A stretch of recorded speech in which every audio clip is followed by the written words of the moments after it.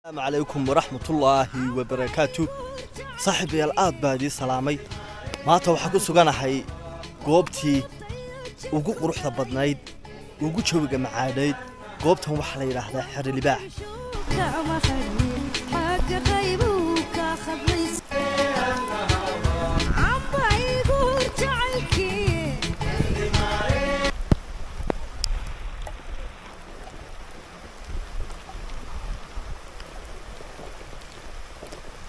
أصحاب تصادر الثان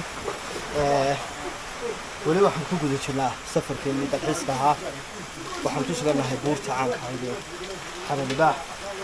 halkan waxa fadhiya mid ka mid ah asxaabtan wada soconay oo halkan cuntadii ku karinaya saaxiib aad leedahay asxaabtayda aad iyo aad baan idin salaamayaa maanta halkaas aan ku damaashaday alxamdulillah joogan ku qaadanay oo baan ugu helay